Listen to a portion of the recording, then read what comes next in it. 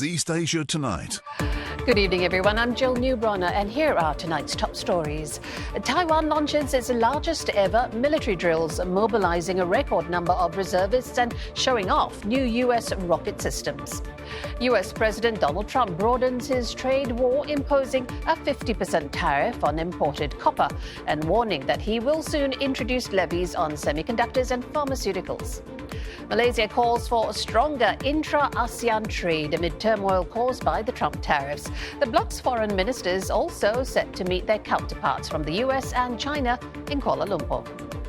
China's problems with deflation deepen, with producer prices recording their biggest drop in nearly 2 years.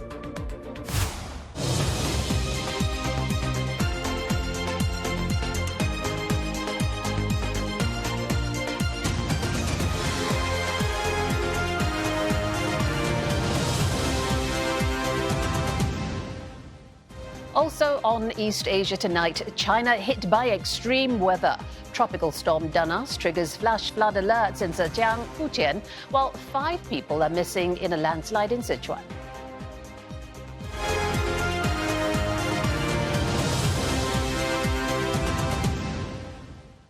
Taiwan has launched its largest ever military drills. The annual exercises named Kuang will see Taiwanese troops deployed alongside 22,000 reservists, activated in the island's biggest mobilization. Now, the drills from today until the 18th are being held at the same time as civilian defense drills.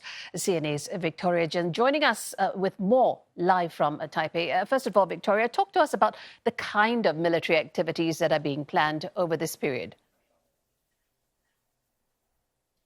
Yes, this year's drills are the most intensive one that Taiwan has ever held. The live fire phase will run for 10 days straight, which is double the usual length, and covers a wide range of wartime scenarios, from cyber attacks and disinformation to a full-scale PLA amphibious landing. Now, the exercises started by simulating gray zone tactics, things like psychological warfare and attacks on critical infrastructure. Then it escalates. The military will carry out joint firepower strikes, coastal defense, and urban combat drills to practice how Taiwan would respond when an enemy force lands. Now, what's also new is the deployment of high-tech weaponry. We'll see the U.S.-supplied HIMARS rocket launchers in action for the first time, along with Taiwan's Landsword 2 air defense system and new drones. Now, these will be integrated into what the Defense Ministry calls a kill chain, meaning every part of the force works together to quickly detect and destroy enemy targets. So this year, it's not just about practicing defense. It's also about testing how fast and effectively Taiwan can respond if conflicts breaks out. Yeah, that's very important. But there is also another interesting thing, and that is the focus on civil defense this year. Can you tell us about that? That's right. Civil defense is playing a much bigger role this year. For the first time, Taiwan is running urban resilience drills alongside the military exercises, with real-time evacuation and rescue drills in major cities like Taipei, Taichung, and Tainan. Now, these drills will test how cities handle air raid warnings, shelter coordination, and casualty rescue in the middle of a simulated wartime emergency. And they're unscripted, meaning responders will have to adapt as they go. Now, what's new is that the private sector is now involved too. Supermarket chain PX Mart is taking part. Staff will practice issuing alerts and guiding customers to shelters and spreading emergency information. And if all goes well, more companies could be brought in for future rounds. Now, the goal here is to build what the government calls the whole of society resilience. It's about making sure that not just soldiers, but civilians, cities, and businesses are ready if conflict breaks out. So this is no longer just a military operation, but a stress test for the island as a whole. All right, we leave it there for now, but thank you so much for that update. CNA's Victoria Jin in Taipei. So just as the Taiwan drills commence, Beijing has banned the export of items to 8 Taiwan companies, saying the firms had collaborated with pro-independence forces. The 8 companies are from Taiwan's aerospace, shipping and technology sectors and include suppliers to the island's military. China's Commerce Ministry says the ban of dual-use items, meaning goods that can be used for both military and civilian purposes, aims to safeguard national security. According to Taiwan's central news agency, several of the firms say the impact of the ban would be limited, as they mainly rely on sources outside China. Tensions between China and Taiwan have intensified since President William Lai took office last year. China's defense ministry said that Taiwan's Kuang military exercises were, quote, nothing but a bluff. China's Taiwan Affairs Office has also accused President Lai of trying to seek independence by relying on foreign forces and military means. China sees self-ruled Taiwan as its own territory to be annexed by force if necessary.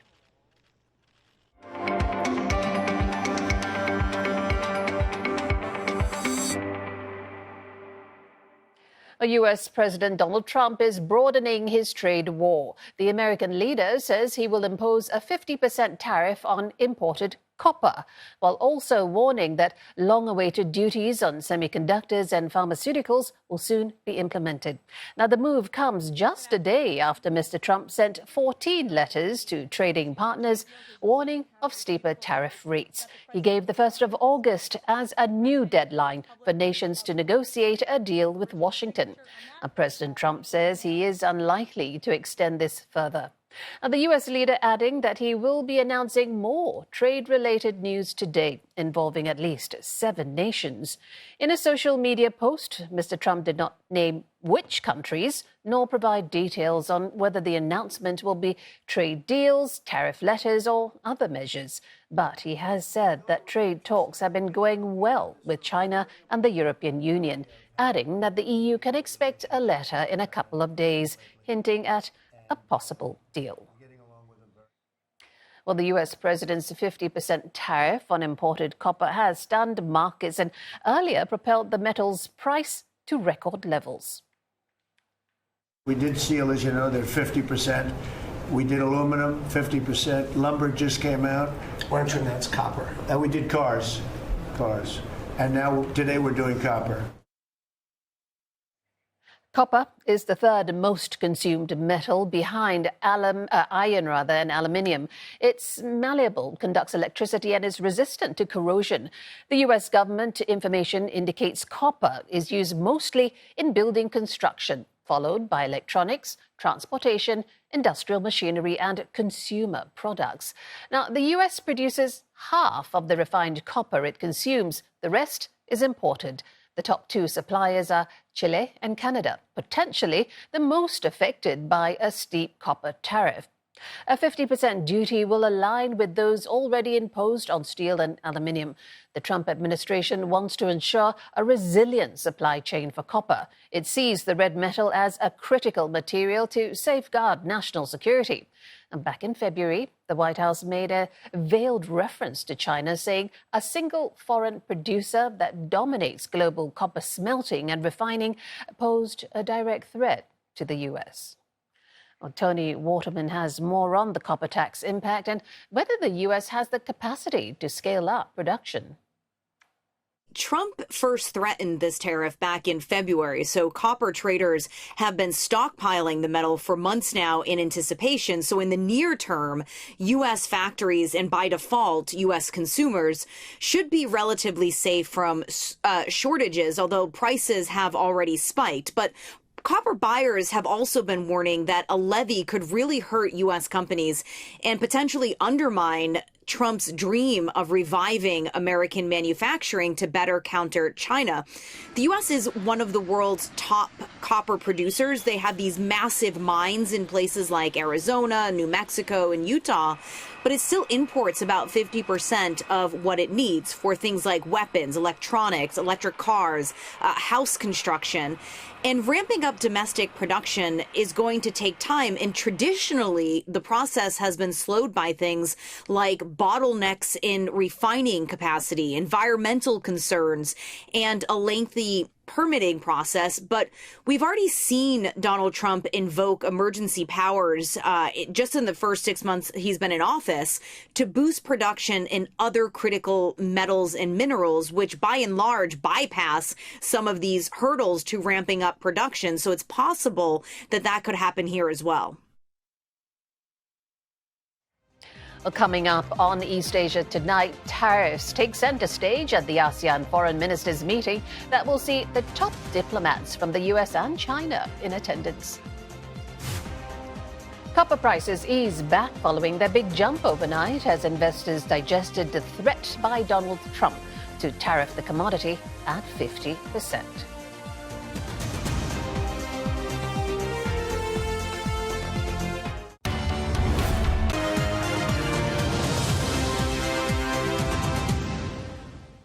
Welcome back. Malaysia's Prime Minister Anwar Ibrahim has urged Southeast Asian countries to enhance trade among each other, a day after the US slapped hefty tariffs on 6 ASEAN members. The bloc's foreign ministers are gathered in Kuala Lumpur for a 3-day meeting, which will also include talks with major trade partners like the US and China. Tariffs, export restrictions, and investment barriers have now become the sharpened instruments of geopolitical rivalry. This is no passing storm. It is a new weather of our time. Now, ASEAN must confront this reality with clarity and conviction. Well, listening in has been CNA's Melissa Goh joining us live from Kuala Lumpur. Mel, among the ASEAN members, only Vietnam has established a trade deal so far. And in that deal, Hanoi has agreed to a 40% tariff on goods that flow through their borders from China on the way to the US. Now, I'm wondering how likely are the other ASEAN members to also negotiate agreements that may perhaps squeeze China out of their supply chains? You know, come rain or shine, this US unilateral tariffs indeed have cast a long shadow over the ASEAN Foreign Ministers meeting here and tested their resolve to stay united and focused. Now, it's easier said than done, Jill, to want to come up with a coordinated response to mitigate and buffer against the impending economic shocks. How much can they buy from each other and invest in each other's countries? 6 of 10 ASEAN member states will be swept by export tariffs ranging between 25% to 40% if no deal is struck with the US by August 1st. Now, they are all heavily trade reliant. And for many, like Thailand, Cambodia, and Malaysia, US is their number one market. And US is also their number one customers. And, a drop in export will hurt the economy, affect businesses and livelihood.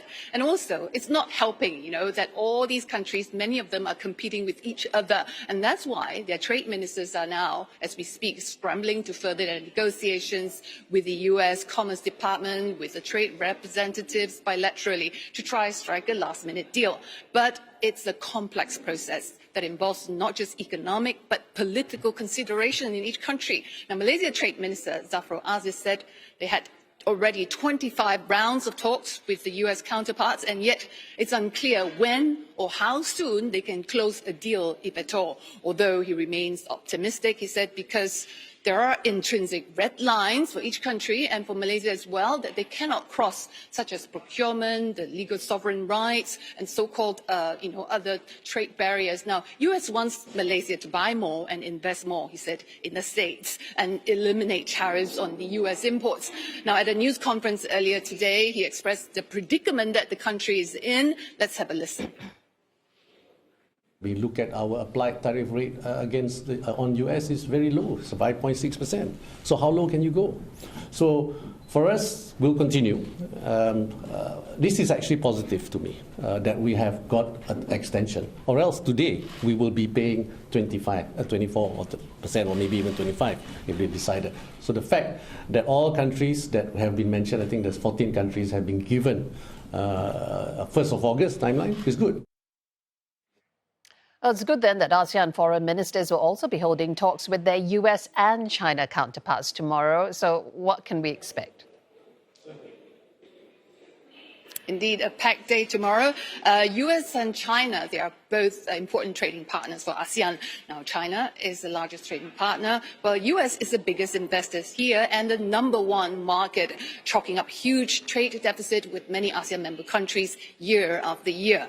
Now, President Trump said that he needs to correct these trade imbalances, one way or another through tariffs because it becomes a national security threat. Now, China, meanwhile, is portraying itself as a trusted buddy, a more reliant partner for Southeast Asia, a closer neighbor that upholds multilateralism. Now, the truth is, none of the ASEAN member countries, they don't want to get caught in this crossfires as superpowers fight, as US-China rivalries escalates. Now, Chinese Foreign Minister Wang Yi will be meeting ASEAN foreign ministers first thing in the morning tomorrow to emphasize Beijing's continued support for Southeast Asia, while US Secretary of State Marco Rubio will also be here meeting with the ASEAN counterparts in the afternoon to stress on the importance of Southeast Asia, of Indo-Pacific region to remain secure and open. Now, US has long been seen as a friend, and he would like to bring home the point that it can be an effective and a useful counterweight to China. So those thoughts tomorrow, very important. Thank you so much, CNA's Melissa Goh in Kuala Lumpur. Malaysia is hopeful of striking a win-win deal with the Trump administration before a 25% tariff is applied to its US exports in August. Trade Minister Tengku Zafrul Aziz says negotiations will continue despite rising trade tensions. He spoke at a special media briefing today in Kuala Lumpur. Mr. Zafrul revealed that Malaysia has held more than 25 rounds of tariff talks with US officials in just the past 3 months. A new round of talks is expected this week, including an official call and meetings with senior US officials. Prime Minister Anwar Ibrahim is also set to meet with US Secretary of State Marco Rubio, who is in Kuala Lumpur for the ASEAN-related meetings. Now, Malaysia, a major exporter of semiconductors and electronics, now faces a revised 25% tariff on its goods, 1 percentage point higher than what was announced earlier in April. The Trade Minister said while Malaysia seeks to protect its critical export sectors, it will not compromise on issues tied to national sovereignty, which includes digital taxation and halal certification. We are quite confident that there are these small issues that can be resolved, but there are big issues that may need diplomatic engagements as well. I have confidence that my counterpart will have the ability to see some of the reasons and to understand some reasons why we can't move on certain red lines, given the sensitivities that is peculiar to ASEAN or to Malaysia. Roland Lim is here with the business news. And Roland, markets are digesting that economic data out of China, and the result is? Well, Jill, the deflationary pressures definitely on the minds of investors. China's factory gate deflation deepened last month to its worst level in almost 2 years amid global trade war uncertainties. The producer price index fell 3.6% on year in June, missing forecasts and coming in lower than the decline in May. China's consumer price index edged up 0.1% last month, flipping into expansion for the first time in 5 months, thanks to a rebound in industrial consumer goods prices. And this is how the Greater China markets closed after a day of cautious trading. US President Trump ruled out a tariff deadline extension as investors also digested the latest inflation print. The Shanghai Composite barely changed at 3,493. Shenzhen also flat, 10,581. And the Hang Seng Index fell by the most in nearly 3 weeks on those deflationary fears. China's big copper miners listed in Hong Kong also remain under pressure after President Trump said he planned to implement a 50% tariff on imports of the commodity. Jiangxi Copper ending the day 3.5% in the red. Zhejiang Mining 3.4% in the red as well, and CMOC Group nearly 5% lower. Copper prices paring back gains as traders take profit. The September futures contract now down by more than 2.75%, but that's after prices soared as high as 17% in New York following President Trump's abrupt tariff announcement. The market ending the day 13% higher, and that was copper's best one-day gain in more than 35 years. Checking in on U.S. futures off the back of that copper surprise, the indices trading mixed but generally flat. The Dow Jones reversing earlier losses to now indicate a positive start on Wall Street. Now, earlier I spoke with Craig Lang. He is principal analyst at CRU Group. He explains the long-term implications of Trump's 50% copper tariffs on global prices and supply chains. We've already seen the impact year to date with the market anticipating these tariffs would be announced. So the copper price in the US on the CME, the COMEX exchange, has been trading for 5 to 20% approximately above the LME price, which is representative of prices for the rest of the world. And with the announcement or the news overnight of the 50% tariff, we've now seen that premium for the US prices increase to just under 30%. And that's around about where it should settle at, given the 50% tariff. We've seen the impact on copper markets with the flow of metal from the rest of the world to the US to chase the higher prices. So traders have been shipping material from warehouses and fresh production to the US to capture the higher prices. And that's been seen in the recent months where imports of copper into the US have averaged around about 200,000 tonne per month, whereas normally, if you look at last year, they were averaging around about 75,000 tonne a month. So we've seen this build-up of stocks in the US now because of this anticipation of the tariffs. The US will have an excess of stocks which they'll have to work down. As we get closer to the tariff implementation, we'll get to a point where it's too late to ship material to the US to capture the higher prices. And we're probably at that point now, given that it seems that the tariffs could be implemented as soon as later this month or early August. And it takes a few weeks to get material from Asia, for example, to the US. So now we'll expect to see these flows of metal to return to the rest of the world, and that should place some downwards pressure on prices for the rest of the world. So with copper prices now over 40% year to date, so you're saying that the rally, is that justified by fundamentals, or is this policy-induced scarcity?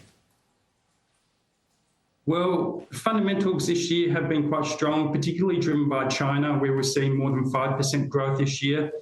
China demand growth year to date, if you look at the first 5 months of the year, it's grown at around about 10%. The rest of the world not growing as strongly.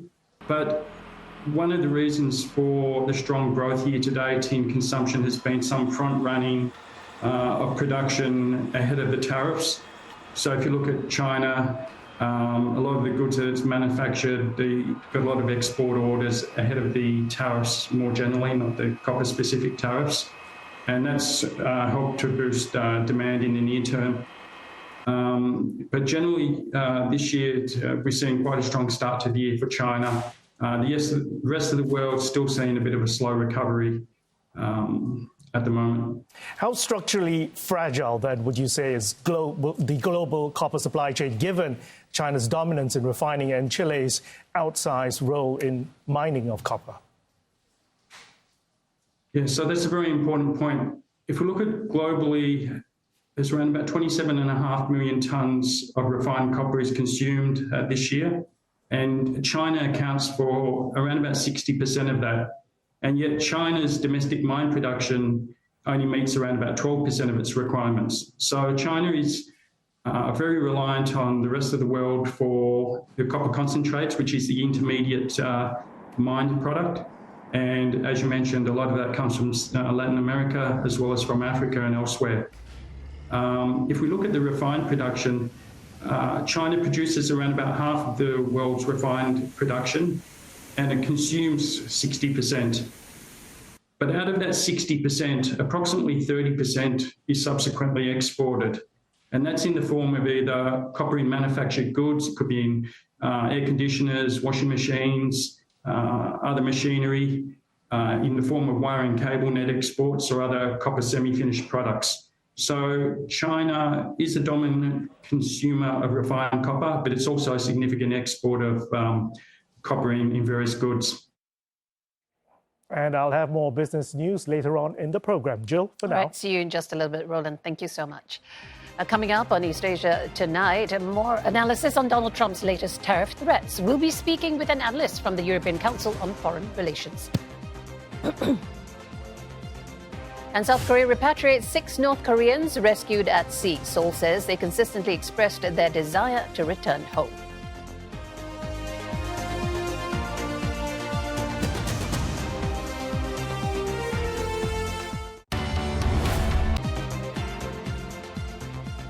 You're watching East Asia tonight, and these are the headlines we're following.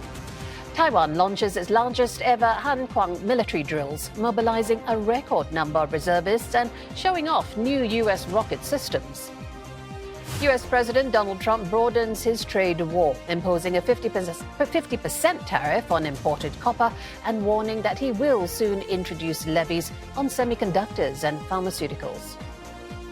And Malaysia calls for stronger intra-ASEAN trade amid turmoil caused by the tariffs. The bloc's foreign ministers also set to meet their counterparts from the US and China in Kuala Lumpur.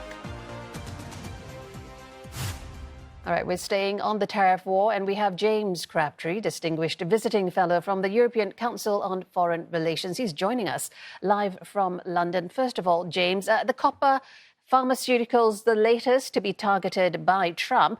Talk to me first about the thinking, the U.S. strategy in Asia as the list continues to grow. Is it all about revenue? You know, I think it's really quite difficult to work out what's going on. I think it's mostly about China. So the U.S. doesn't really make copper, doesn't mine it, doesn't refine it. But China does. And so you're right that these copper tariffs will raise some revenue. So copper coming into the US will be taxed, and that will give some money to the US. But I think really what they're trying to do here is they're worried that they're too reliant on China for copper products, sort of smelted copper and refined copper.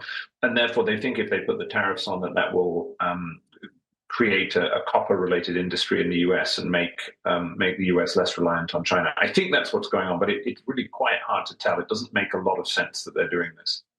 Well, I want to talk to you specifically on the trade deals with individual countries in Asia. Now, look, in every negotiation, there are always opportunities, but obviously costs as well. What might these be for some of the key US partners like South Korea, Japan, and also Taiwan?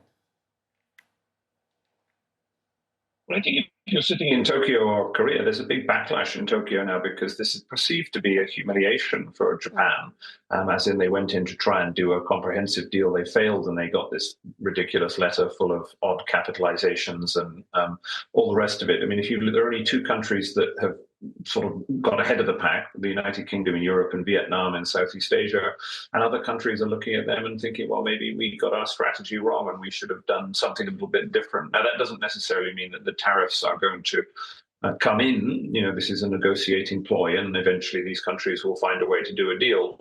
But it doesn't look good if you're a US ally and you're being treated like this. So I think in Tokyo and Seoul, there'll be a lot of bad feeling about the way that the US is treating them. Yeah, we heard some talk of how countries have been through, 25 rounds of negotiations. But I want to get your assessment also on these traditional allies, like you said, Japan, South Korea, a little bit embarrassing. But they also have that problem, right, of the problem really is how much do they push back on the tariffs while being mindful that they have to keep this stability in their relationship with the U.S. It's tough. That's exactly right. It's extremely tough because the incentives on the economic side and the security side push you in different directions. The same is true for Europe. where I'm sitting. So if you push back hard on the economic side, the big risk is that Trump then says, okay, well, we're not going to sell you any more F-35s, or we're not going to do this, or we're not going to do that. And therefore, at the level of the leaders, they have to try and balance. Probably the best way to negotiate the tariffs is to be very tough, as the Chinese were, with their use of rare earths to gain leverage. But actually, the US partners are very wary of doing that because they think it's going to annoy Trump and then he'll whack them on the security side. So getting this balance right is extremely difficult. So the US has made this move. Now, in this game of chess, China may have to make the next move. It is concerned over the deals that the US, with the US, could hurt its supply chains and its threatened retaliation, I should say. Talk to us about what they're concerned about. Well, China's in a different position. I mean, China, they negotiated the beginnings of something they called a deal, which was really just a sort of an agreement to keep talking when the two teams met in London.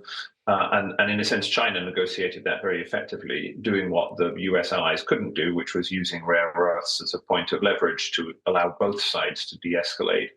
Now, the US, China try and move forward to come up with some kind of more comprehensive deal. I think actually, though, viewed from Beijing, the sight of the US clobbering not just its allies, but also countries in Southeast Asia that have traditionally traded a lot with the US with these kind of tariffs, there's opportunity here for China. If the US is really going to cut itself off from trade-intensive Southeast Asian countries like Malaysia, Thailand, Cambodia, the countries that have been worst hit by the tariffs, well, that's good for China, because where else are these countries going to go? In a sense, the US is engaging in an act of economic self-harm by cutting itself off from these trading middle powers, and it can only be good for China in the round that this is happening. Yeah, I did want to ask you about those smaller Southeast Asian countries. Where does it leave them? Vietnam, Malaysia, as you mentioned, they've become alternative manufacturing bases post-US China trade war. How vulnerable are they? Well, Vietnam's in a good position because it has its deals, and it looks like a reasonably good deal. The others are not in a good position because they don't have their deals. So I forget exactly how many got letters, but Thailand, Cambodia, Indonesia is also negotiating.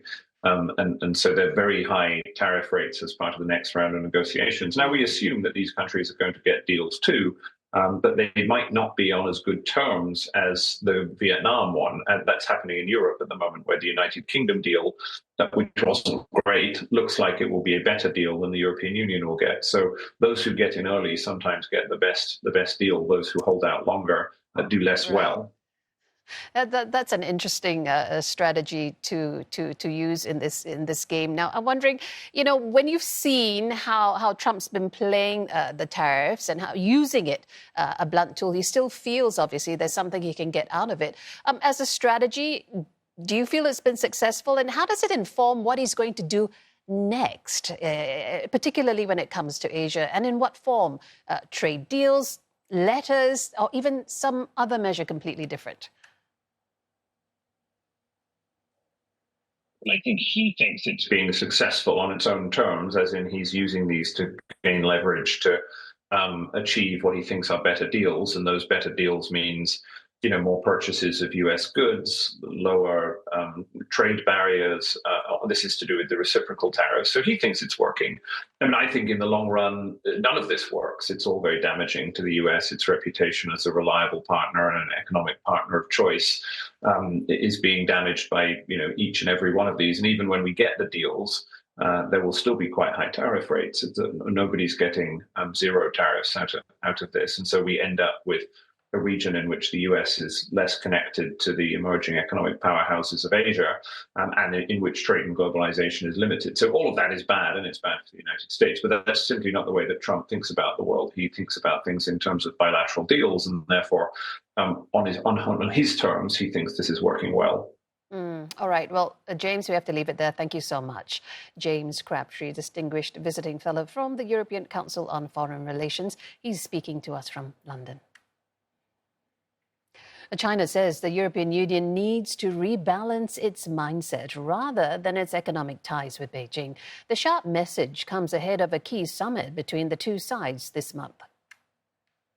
希望欧方认识到，当下需要再平衡的是欧方的心态，而不是中欧经贸关系。当前动荡形势下，希望欧方同中方相向而行，加强互利合作，妥处分歧摩擦，推动中欧关系持续健康稳定发展。That pushback comes after EU Commission President Ursula von der Leyen said rebalancing economic ties with China should be a priority. She says China is exporting vast amounts to the EU while making it harder for European companies to do business there. The EU's trade deficit with China was a record $357 billion last year. Ms. von der Leyen and the European Council President will head to Beijing for a summit on the 24th of this month, aiming to ease export restrictions on rare earths, which are needed in a wide range of technologies from military hardware to consumer electronics.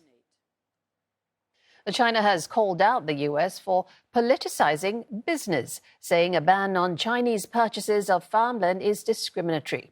It's responding to Washington's move against what it says is the Chinese Communist acquisition of American farmland. Beijing says the restrictions go against the principles of a market economy and international trade rules and will eventually harm the United States' own interests. But the US Agricultural Secretary says ownership of farmland by what she called foreign adversaries could be weaponized. The Trump administration is also looking to claw back land already owned by Chinese companies. About 3.4% of US farmland is owned by foreign entities, and Canada has the largest share, about 30%. Obviously, the Chinese owning of farmland in our country is a massive national security issue. And for the media, you can see the yellow is where all of the farms have been purchased over the last number of years. And the red is around all of the military bases where that farmland has been purchased. So this is a massive national security issue. A former South Korean President Yoon Suk-yeol has appeared for a hearing. The Seoul Central District Court is considering a special prosecutor's request to detain him as part of a probe into his brief declaration of martial law last year. Prosecutors had requested the warrant over 5 key charges against Mr. Yoon. The ex-president is accused of violating the rights of cabinet members by calling on just a few to a meeting held shortly after he declared martial law. He is also accused of various falsehoods and taking action to block his own detention. Mr. Yoon's lawyers have rejected all the allegations against him, saying the detention warrant request is unreasonable and that the investigation lacks objective evidence. The court is expected to make a decision by tomorrow. If detained, Mr. Yoon will be held at the Seoul Detention Center. The former president was previously arrested on insurrection charges and was released in March after a court voided his arrest on procedural grounds. South Korea has repatriated 6 North Koreans via the disputed maritime border.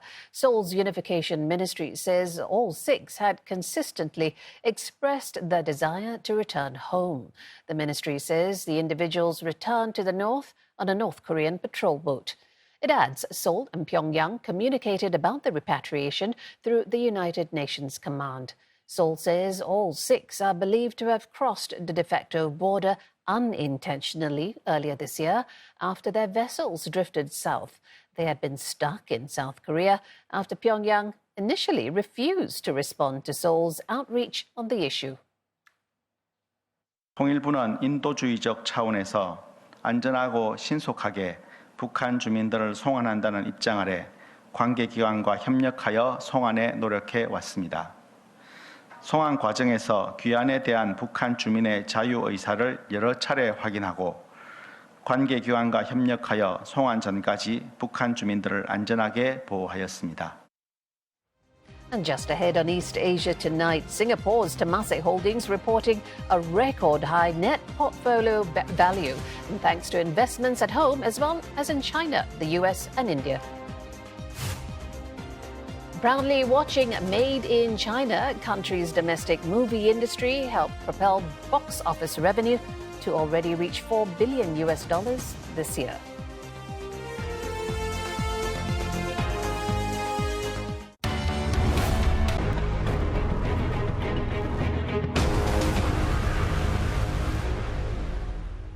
Parts of China inundated as heavy monsoon rains hit, triggering landslides and flood warnings. The country has endured a summer of extreme weather, with downpours battering much of the south for weeks.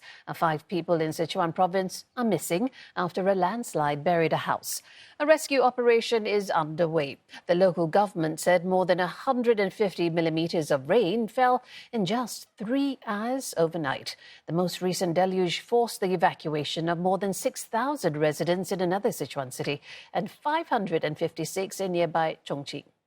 Tropical depression Danas also made landfall in China East overnight, lashing Zhejiang province with rain and high winds. Authorities suspended local rail services and warned that the heavy downpour could bring flooding and landslides. Though no longer a typhoon, Danas is expected to dump as much as 300 millimeters of rain in some areas. Residents have been asked to stay indoors as the storm heads towards Jiangxi and Guangdong. Meanwhile, at the China-Nepal border, rescue teams are searching for 19 people still missing after a monsoon deluge. Flooding on the Botekoshi River yesterday destroyed the Friendship Bridge, which is the main trade link between the two sides. At least 9 have been reported dead. Nepal's Prime Minister Kartiga Prasad Oli has instructed all security forces and officers to assist recovery efforts. Now, experts say the flood may have been the result of an overflowing glacial lake in Tibet hit by torrential rain. Well, let's welcome back Roland Lim with today's business news. Thanks, Jill. Let's start with news out of Singapore. A Singapore state investor, Temasek, reports a record high net portfolio value of 434 billion Singapore dollars in its latest financial year ending March 31st. Now, this is up 45 billion Sing from its last report due to strong performance in its Singapore-based investments and direct investments in China, US, and India. After taking into account the estimated market value of its unlisted assets, Temasek's net portfolio value goes up 35 billion Singapore dollars to 469 billion. Now, that's 49 billion more compared to last year. Amid the changing macroeconomic environment, it's been an active year for investments, with Temasek deploying some 52 billion Sing and divesting 42 billion. Some sectors that it went into include the AI space. Singapore continues to account for a significant portion of Temasek's portfolio, followed by the US and China. Investments in India saw a slight uptick, while exposure to Europe and the Middle East and Africa declined marginally.